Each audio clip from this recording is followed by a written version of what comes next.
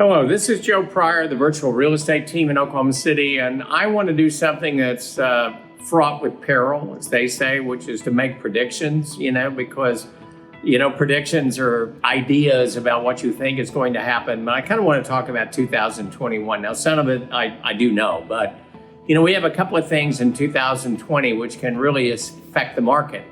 One of which is, in a very short period of time, we have an election, a national election for president. And, it doesn't necessarily change real estate that much, but, something, it's a big event this year and participation is huge. And so we'll see what happens with that. I think the second thing is will they get together on a stimulus package? Now, that's something that also affects everyone. So, for instance, we have people that may not be making their rent payments. And so, landlords, I'm a landlord. I have sympathy for myself as well as the tenants. So, hopefully that stimulus package is coming through and that could very well affect next year. Now, one thing that we know pretty much for certain is that the Federal Reserve is going to stay on their quantitative easing because they've said they're going to do it through 2023. So rates are going to be very, very low.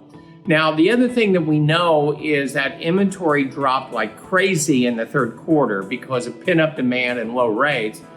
And we're really behind in construction in terms of new properties, but we know that starting in January, that there's going to be a lot of new construction starting. So I'm anticipating a lot of single-family homes available for investors. Now, we're also in the process in two different neighborhoods of doing infrastructure for duplex communities. So about 80 duplexes that are going up, and we are booking those right now. And they're going to start closing in spring through the summer and through the end of next year. And so we're going to have, I think, a very, very robust amount of inventory next year. And I mean, I just booked a home that on a 1031 tax deferred exchange, and he's buying the rate down, putting 25% down. And we're talking about 2.875% as a 30-year fixed rate. So that is going to continue going very, very strongly. Now, everything that I've read about the economy in the United States, and believe me, I am not an economist, but from what I understand from Wall Street, from the leaders of things like Bank of America or Chase Bank, is that regardless of who's president next year, that the economy is bigger than that. And so what we're hoping for is, of course, an economy that's recovering. We're hoping for a vaccine that helps people out.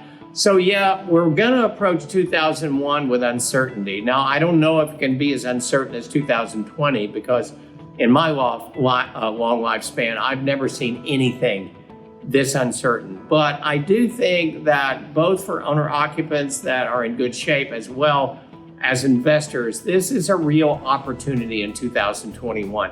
I think it's going to be a very, very powerful year for real estate and a very, very powerful year for investors. The one thing that I want everyone to know is that we're really geared up for more property available in 2021 than we had in 2020. Kind of ran out of gas on inventory for the fourth quarter.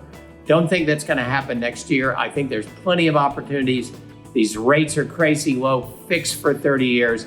This is the time when people that have the money to do this can create a tremendous amount of wealth through investing in real estate. And Oklahoma City is poised to have the greatest year ever.